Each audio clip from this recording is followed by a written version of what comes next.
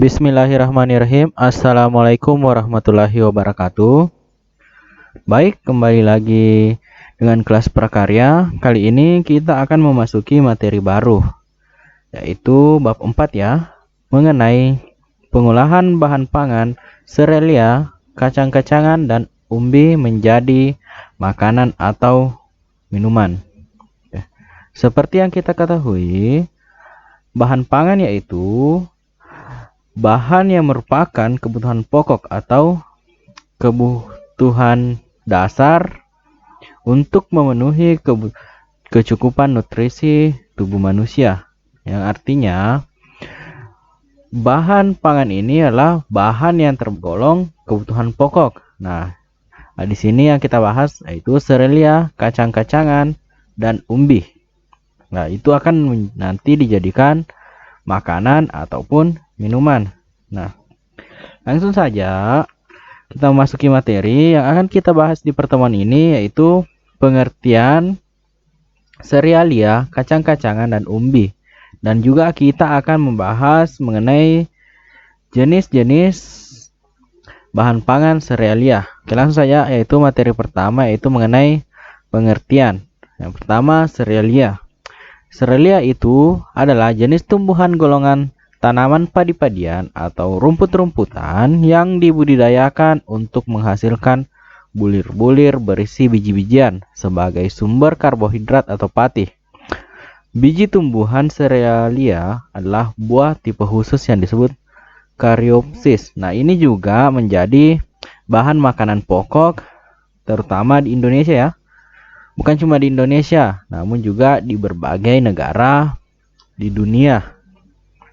Oke, contoh tanaman yang tergolong ke dalam jenis tanaman serealia yaitu ada padi, jagung, ada gandum, ada sorghum, dan masih banyak lagi ya yang lain.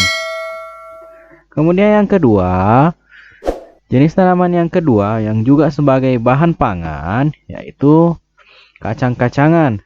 Nah, kacang-kacangan itu adalah biji berukuran lebih besar dibandingkan serealia yang digunakan untuk bahan pangan manusia dan hewan ternak. Tanaman kacang-kacangan umumnya didapat dari tanaman famili Fabaceae. Nah,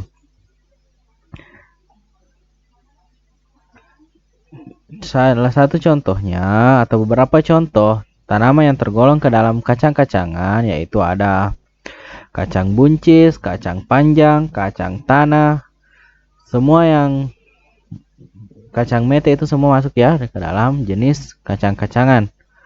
Ini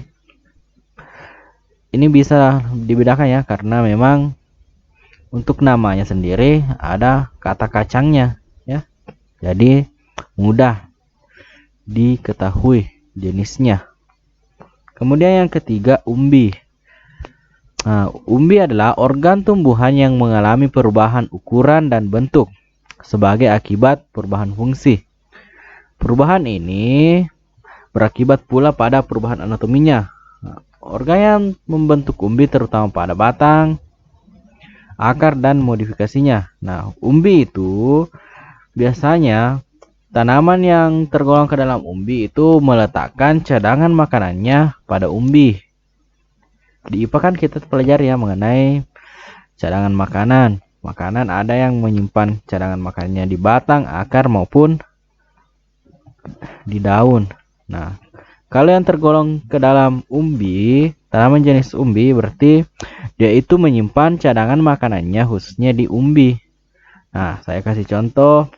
Ada umbi jalar, ada kentang, talas, singkong, gadung, itu semua masuk ke dalam contoh tanaman umbi-umbian. Nah, umbi itu juga digolongkan menjadi 3. Ada umbi akar, umbi batang, dan umbi lapis. Nah, itu nanti akan kita bahas secara lebih lanjut di materi jenis-jenis ya tanaman kacang-kacangan. Oke, bisa dipahami ya. Jadi untuk tanaman yang tergolong ke dalam bahan pangan itu tergolong menjadi 3. Ada dalam kelompok serealia, yang kedua kacang-kacangan, dan yang ketiga tergolong ke dalam tanaman umbi. Oke, Bisa dipahami? Kemudian materi selanjutnya yaitu mengenai jenis dan manfaat. Khususnya untuk kali ini kita akan membahas mengenai jenis dan manfaat serealia. Nah, tanaman serealia itu ada beberapa jenisnya, seperti yang tadi saya sebutkan contohnya. Pertama itu ada beras. Nah, beras adalah butir padi yang sudah dipisahkan dari sekam. Beras mengandung karbohidrat yang kaya akan zat gula atau glukosa. Rasa manis dari kandungan glukosa merupakan sumber energi yang bermanfaat bagi tubuh untuk melakukan berbagai aktivitas. Beras ini juga sebagai bahan makanan, terutama di Indonesia ya. Beras itu dijadikan bahan makanan pokok. Nah, contohnya di daerah Sulawesi Selatan sendiri itu beras ya sebagai bahan makanan pokoknya. Ada juga di daerah-daerah lain ada yang sagu sebagai makanan pokoknya. Tergantung dari daerahnya ya. Nah, jenis-jenis beras yaitu ada beras putih, beras merah, beras hitam, beras ketan, dan beras ketan hitam. Itu ya jenis-jenis beras. Ingat ya, beras itu kaya akan karbohidrat. Oke. Kemudian yang kedua, ada jagung. Jagung merupakan tanaman semusim. Satu siklus hidupnya diselesaikan dalam 80 sampai 150 hari.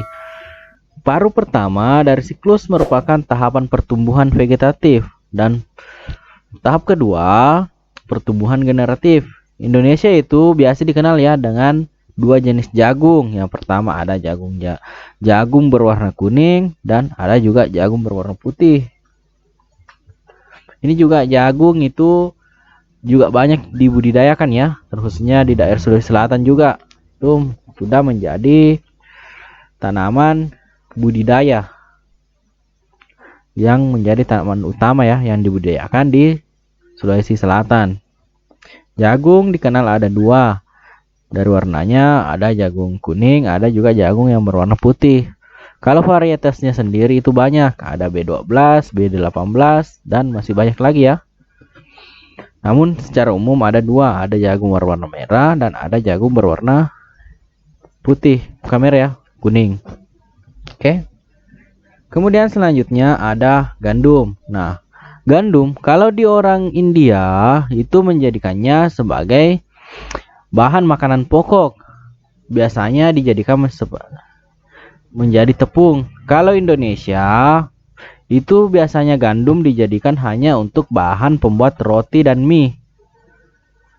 Padahal gandum itu mempunyai kandungan karbohidrat cukup tinggi seperti halnya dengan nasi. Yes, yang dimaksud dengan gandum itu tinggi akan karbohidrat, namun di Indonesia itu jarang dimanfaatkan. Kemudian selanjutnya ada sorghum. Nah, sorghum adalah tanaman serbaguna yang dapat digunakan sebagai sumber pangan, pakan ternak, dan bahan baku industri. Tanaman sorghum ini mirip dengan tanaman jagung, namun tumbuh lebih tinggi dan cocok ditanam di tempat yang kering maupun berair, dan tahan terhadap hama daripada tanaman sejenisnya. Ini yang dimaksud dengan sorghum. Nah, sorghum itu banyak manfaatnya ya, baik dari daun sampai akar. Nah, salah satu contoh manfaatnya biasanya daun sorghum itu biasa dijadikan sebagai sumber pakan ternak. Tangkai daunnya juga biasa dijadikan kerajinan tangan dan sapu. Biasa dijadikan kerajinan tangan maupun sapu. Biasanya batang sorghum itu dibuat sirup karena itu batangnya itu memiliki rasa yang manis. Kalau bijinya itu yang memiliki kandungan gizi ya yang besar. Ada proteinnya, ada kalsiumnya dan karbohidratnya. Ini ya yang dimaksud bijinya, biji sorghum. Ini sangat tinggi manfaatnya. Di Indonesia, tanaman sorghum itu banyak terdapat di daerah Jawa, NTB, NTT. Kalau di Sulawesi mungkin juga ada, tapi bukan habitatnya, jadi mungkin jarang ya ditemukan. Oke. Bisa dipahami ya. Jadi untuk tanaman jenis serelia itu ada 4 jenisnya. Masih banyak sebenarnya yang lain ya. Namun yang kita pelajari itu ada 4. Pertama ada padi, yang kedua ada jagung, yang ketiga gandum, dan terakhir ada sorghum. Untuk jenis kacang-kacangan dan ubi nanti akan kita bahas di pertemuan berikutnya ya. Oke, bisa dipahami? Oke. Untuk materi kali ini mungkin cukup sekian ya. Silahkan anakku catat materinya. Jika ada yang kurang jelas, silahkan ditanyakan. Sekian, wassalamualaikum warahmatullahi wabarakatuh.